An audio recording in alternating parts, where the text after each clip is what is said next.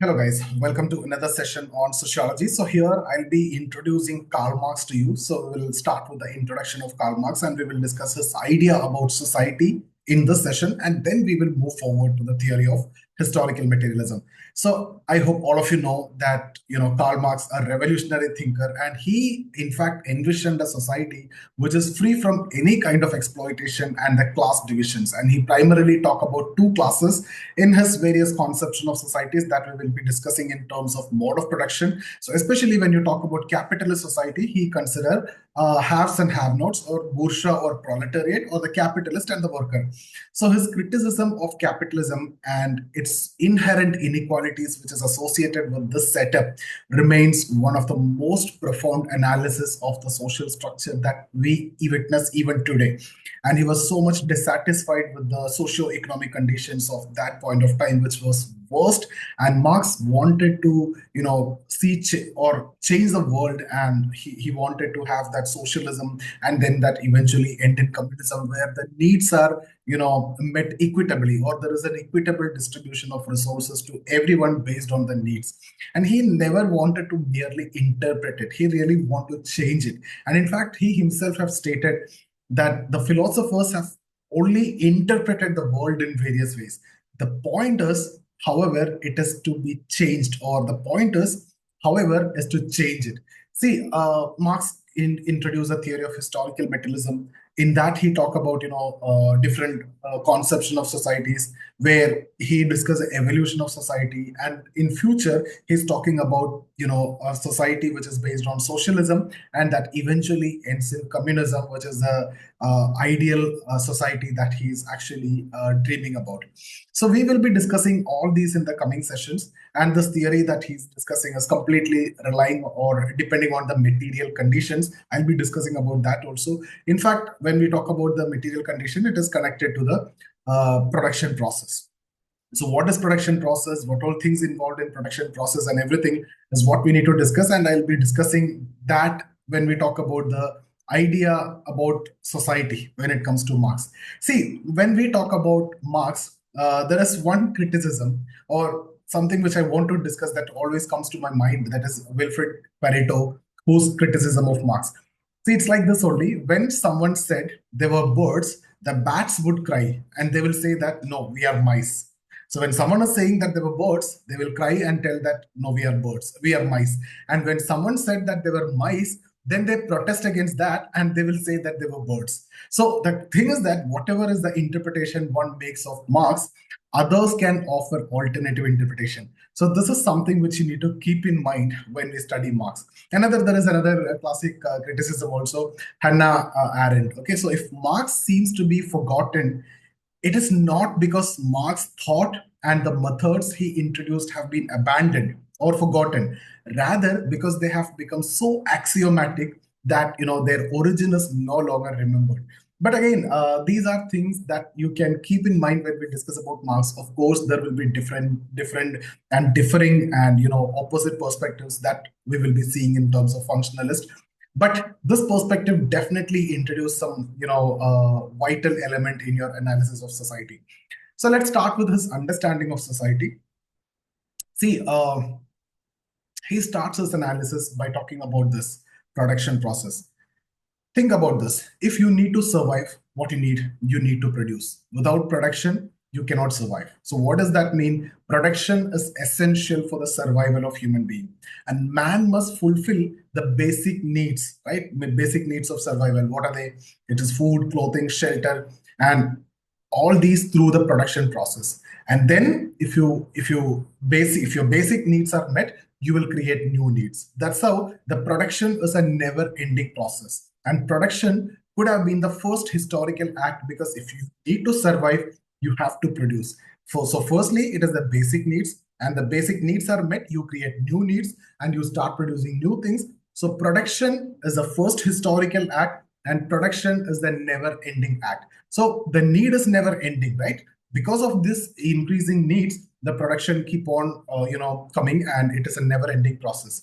So he states that production is not only first historical act, but the fundamental condition of history. Okay, see, in order to produce now, what we need? you need to enter into relation with others. So it's very much difficult that you can produce everything. So you need to enter into relation with others, and he called this as relations of production. So if you need to produce, you need to enter into relation with others. So this he called as relations of production. So from here onwards, we will be discussing this as ROP, relations of production. So now, along with these relations, you also need certain tools and techniques, labor, all these things to produce, right? Without that, you cannot produce. So this is what Marx called as forces of production. So relations of production and forces of production both are required for the production to take place. So I hope you got this, right? Production is the first historical act. Production is a never-ending process. Production is required for the survival of human being. Production requires two primary conditions, or production requires relations. So you will enter into relations of production. Production requires tools and techniques. So you need forces of production. So there are two conditions that we discuss for the production to take place. That's the forces of production, relations of production. Relation means you enter into relation with others. Forces means the tools, techniques, equipments which is required to undertake the production. So let's now discuss relations of production and then forces of production. Let's start with relations of production. In order to produce, man must organize or enter into relations, something which I've already discussed. And the exact organization between man and man, that vary from era to era, society to society. That's what you will see in different terms like masters and slaves, lords and serfs, capitalist and worker. Like that we will be seeing in a different context and different versions. There are two types of relations: relation between man and things, relation between man and man. Okay, so two types of relation between man and things, relation between man and man. So the basic difference is, if you see, the relations basically involved when we talk about the relation between man and things or man and man. Essentially, you can understand in terms of ownership and non-ownership, right? So when we talk about relation between man and things, it is related to ownership relation or non-ownership relation, whether you own or you don't own. Okay, so the basic difference is ultimately who control this. So in every society, there are two extreme relationships which are present, right? So that we will be discussing in different society. Who control what will be one category, and who don't have the control will be another category. So ultimately, it all depends on who control what, right? So when we talk about relationship between man and man, that is basically of domination and subordination. So one will be at the top, the other will be at the bottom. One will be have, the other will be have not. Right. So this I'll be discussing in the theory of historical materialism when we discuss masters, slaves, lords and serfs, capitalist, worker, like that. So the exact nature is in the form of antagonistic cooperation, which means all these two relations, these two classes, which you witness in all society, will be conflicting in nature. Their interests are contradictory, their interests are conflicting, and they are in an antagonistic relation, though they are cooperating for the work, for the production to take place, but the interests are contradictory and the relation is antagonistic cooperation. So these are broadly classified as haves and have-nots in any society. Depends on various society. Ancient society, it is masters and slaves. Feudal society, it's lords and serfs. Capitalist society, it is capitalist and the worker. So that these two classes exist in all societies. Now, haves means they are the owners or the one who dominate. When we talk about have-nots, they are the non-owners. They are the ones who are subordinate to the owners, right? The dominated ones and the subordinate ones, owners and the non-owners. So when we talk about relation between man and things, do you have ownership to that, right? And you don't have ownership to that. So if you have ownership to that, you dominate. If you don't have ownership to that, you are the subordinate. That's what. So the exact relationship, again, it varies from society to society, era to era. So we will be discussing anyway. There are two classes. That's what you understood when we talk about relations of production: relation between man and man, relation between man and things. When we talk about relation between man and things, that is of ownership and non-ownership. When we talk about relation between man and man, that's about domination and subordination. Who dominate, who's the subordinate? Who owns, who's not the owner, right? Similarly, when we talk about forces of production, see, again, what is forces of production? This is basically involving the tools, techniques, and everything which is required for the production. right? So the tools, techniques aspect, apart from that, you also need the labels, right? So what I can do is I can classify the forces of production into two parts, living and non-living, right? So previously also living and non-living, relation between man and things, living and non-living, and then man and man, living and living there. So here, when we talk about forces of production, it could be the workers, the labor, right? That is also required for the production to take place. So man, which is living part of the forces of production. Then there is non-living part of forces of production, which are the things which is required, the tools, techniques, equipments. These are non-living components, and this non-living component of forces of production. So forces of production have living part, right, which include the entrepreneur, which include the worker in capitalist society, right? These include the living component of production who's having consciousness. So when we talk about forces of production, there the entrepreneur come, the labor come, all the living parts will come because they also are part of the production process, right? So that is a living part. Non-living part are the tools and techniques and equipments and other things. So remember, non-living part of forces of production is what you consider as means of production. So when we use the term means of production, what is that? It's a non-living part of forces of production. So forces of production have living part, which is including entrepreneur, the labor, etc. Non-living part is the things, right? That's what called as means of production. So see, that include the skills, technical know-how, which all required for production to take place. And Marx believes that the forces of production denote man's control over nature. When you keep improving, the tools and techniques, your control over nature keeps on increasing, right? So when the production acquire complex form, of course, there will be restrictions and everything that you have to face from nature, but man have the capability to overcome everything. Night he have overcome through the bulbs and the lights and everything, right? Rain he have overcome through the coverage and other things. So this is how man have the capability to overcome everything. After all, production is nothing but transformation of things found in nature into things with exchange value. For example, you will be taking the soil and you will this is something, this is nature, right? You will add value to it and you will exchange this in terms of exchange value by converting this into a brick. So nature, which is a soil, you put some effort, right? Tools and techniques is required, labor is required. What you will do, you will make it as a brick and then you will sell it. So you will be getting the exchange value. So the nature is converted to exchange value where you make the profit. So this is what production is all about. So when the history evolved, what will happen? Man's control over nature keeps increasing, and there is always a constant struggle with the nature. But man always try to overcome, with new tools and techniques and everything. And man have the capability to dominate and overcome all the restrictions which is imposed by the nature. So now we will also look at modes of production.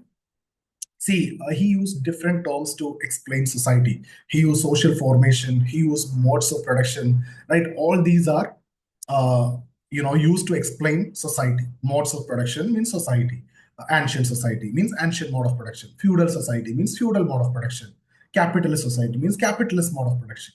So mode of production and society, you can understand as the same. So when we talk about mode of production, which involve relations of production, forces of production, which is required for the production to take place. And this forms the core of society. So understand this again. When we talk about society, what is the core? FOP and ROP, relations and forces of production, is the core of society, which he termed as economic infrastructure. So what is economic infrastructure? When we talk about the mode of production, the core part, which involve ROP and FOP, that's the economic infrastructure.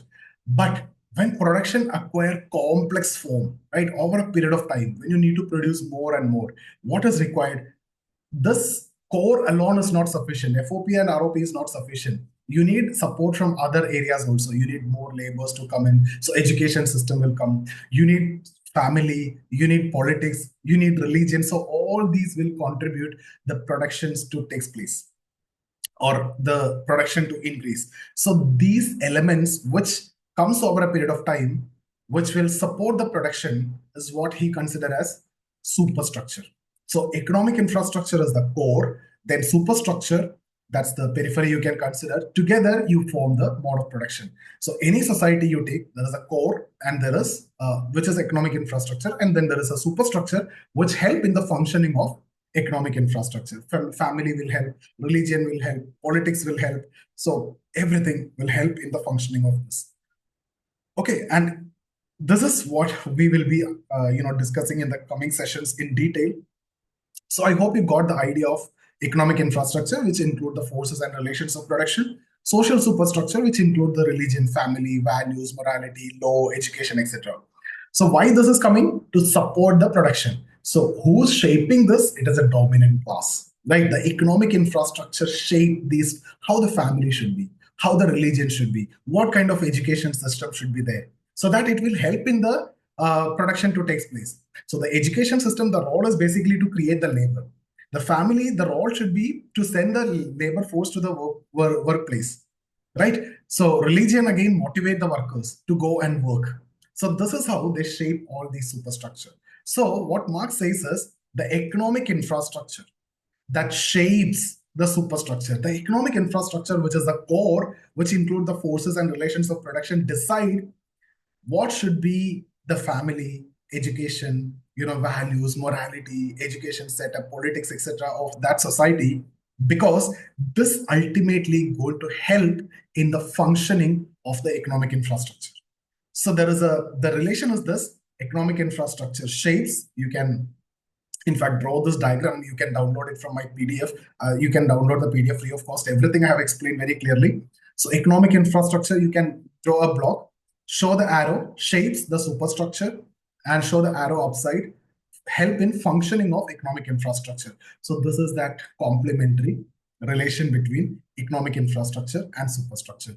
So this is his idea about society. So his idea is based on, I hope these are very clear. I hope you understood what is production process. You understood what is relations of production, relation between man and man, relation between man and things. You understood what is forces of production, which is again living and non-living part.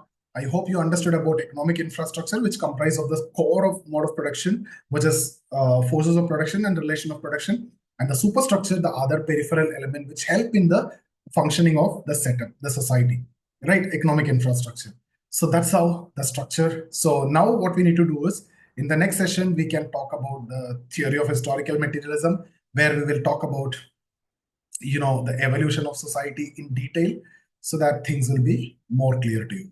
So guys, that's about this session. If you're looking for any sociology test series or mentorship or the courses, you can check out the details in the description. Download the PDF again, free of cost from the description. So see you guys in the next video. Thank you so much.